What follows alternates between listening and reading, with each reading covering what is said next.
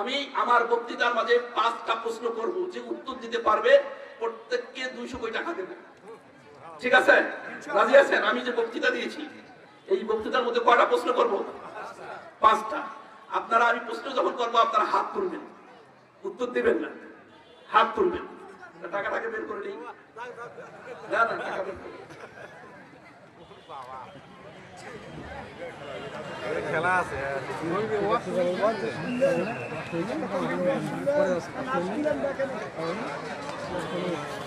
প্রথম প্রশ্ন হলো, হাত তুলবেন। কি তুলবেন? হাত তুলবেন।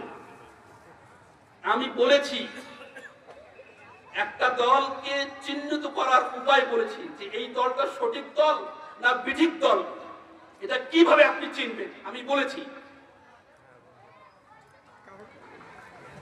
কেউ নাই? আমি বলেছি আমার আলোচনায় শুরুতেই যে একটা দল, অনেক দল আছে না, তারা মানুষের কাছে আসে বলে আমরাও ভালো কিছু করবো, অমুক করবো, তমুক করবো, কিন্তু আমি একজন মুসলিম হিসাবে বলে দিতে পারবো এই দলটা সত্যিকার অর্থে গ্রহণযোগ্য দল না বাতিল দল, এটা আমি বলে দিতে পারবো। সেই পয়েন্টটা কি বলেছি? আল্লাহ ওয়াজ এতদিন ভুলে গেছেন? হ্যাঁ, আল্লাহ ভাই না বলেছি, কেউ পাইলেন না, তাহলে গেল ওইটা। কে কে এদিকে আসেন, আসেন, কে আসেন, আসেন, কে বলছে? এই প্রশ্নটা বুঝা গেছে?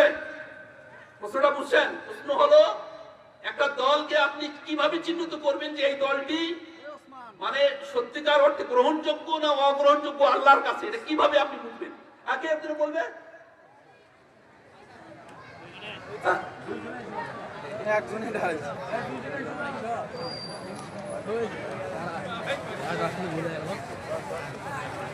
বলছেন দাড়ি টুপি মাছ থাকবে যে সুন্দর কথা, ভালো কথাগুলি হয়নি। যে সভা সেমিনার হয় ওগুলোতে আল্লাহ এই তো যেই দল আল্লাহর প্রশংসা করবে, আল্লাহর বরত্ব ঘোষণা করবে, আল্লাহর জয়গান গাবে, লিল্লাহি তাকবীর বলবে, ওই দল বাদ দিয়ে যেই দল যেখানে আল্লাহর তাকবীর নাই, আল্লাহর বরত্ব নাই, আল্লাহর মহারত্ব নাই, ওই দল মুসলিম হিসাবে করতে পারে না। উনি ছোট উত্তর দিয়েছেন, মানে যেই দলে কার নাম আসবে? কার নাম আসবে?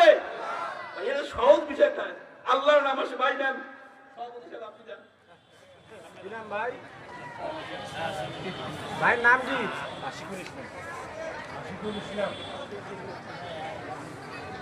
একই প্রশ্ন আমার, মানে একটা গেল, 2 নম্বর, 2টা বলবেন যে আপনার অনেক টেনশন রয়েছে, অনেক ঝাড়ঝামলা রয়েছে, এই ঝামলা থেকে মুক্ত পাওয়ার জন্য আমি কয়েকটা ফর্মুলার কথা বলছি, আল্লাহ কোরআনে বলছেন, এটার মধ্যে 2টা বলেন। মানে মানুষ অনেক ঝাড়ঝামলা থাকে না, তার মধ্যে যে কোনো 2টা বলতে হবে, বা 2টাও যদি না পারেন একটাও যদি বলেন তাও হবে। বলেন। এই তো ঠিক আছে, আচ্ছা ঠিক আছে। ওই যে আল্লাহ বলছেন ওয়াকুম মিনাস সাজিদিন, তোমরা সিজদাকারী হও। এই তো আসেন ভাই, আপনি যাচ্ছেন স্যার। আমি সবাই পাইনি, নারায়ে তাকবীর। তাহলে আপনি সিজদার মাধ্যমে, আপনি কি সিজদার মাধ্যমে আপনি সুখী থাকতে পারবেন, এবং পৃথিবীর সকল সৃষ্টিজীবগুলোকে আল্লাহ ওইভাবে সৃষ্টি করছেন সিজদারত অবস্থায়। গরুর মাথা নিচু, ছাগলের মাথা নিচু, গাছ একটা গাছ উপরে তার ডালপালাগুলো কি নিচে, মানে সিজদারত অবস্থায়। শুধু মানুষকে পরীক্ষা করার জন্য আল্লাহ সুবহানাহু ওয়া তাআলা তার মাথাকে উঁচু করেছেন, দেখি এরা আবার সিজদা করে কি করে না। এই আচ্ছা, 3 নম্বর প্রশ্ন, আমি কোন সূরা থেকে মানে এই আলোচনা শুরু করেছিলাম এবং কত নম্বর আয়াত বলেছিলাম? কোন সূরা থেকে? মাশাআল্লাহ, মাশাআল্লাহ। সবলে গাছ ধরি গেছে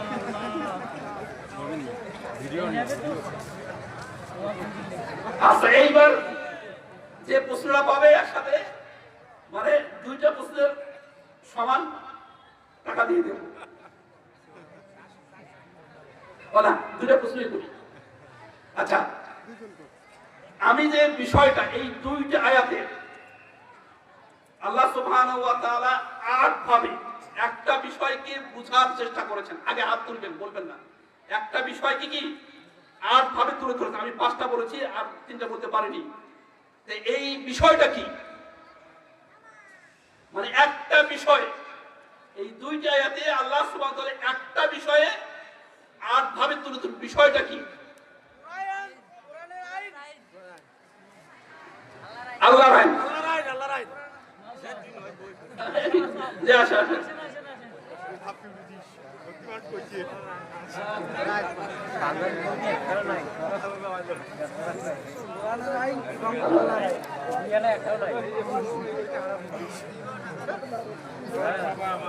এবার সর্বশেষ প্রশ্ন, এটা একটু কঠিন হবে।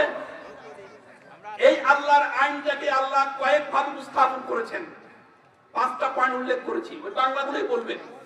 ৫টা পয়েন্টের মধ্যে আপনি ৩টা পয়েন্ট বলেন, যে বলতে পারবেন। অর্থাৎ আল্লাহ সুবহানাহু ওয়া তাআলা এই দুইটি আয়াতে একই ভাবে এই আল্লাহর আইনটাকে কয়েক ভাবে উপস্থাপন, ৮ ভাবে। তার মধ্যে আমি কয়টা বলেছি?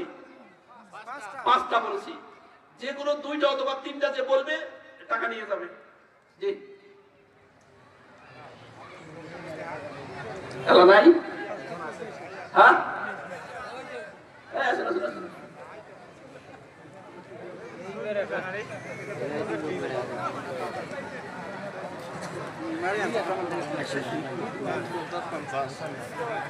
হ্যাঁ, বলেন। দুইটা আইনের কথা বলা হয়েছিল। ১ নম্বরে বলা হয়েছিল বৃদ্ধকাল। ওটা না, ওটা তো আল্লাহর মানুষ মানে, ওটা মানে, তাই না? মানে কিছু আইন আল্লাহ মানে, মানুষ মানে, এবং ৯৫% আইন মানুষ মানে। আচ্ছা, যাক।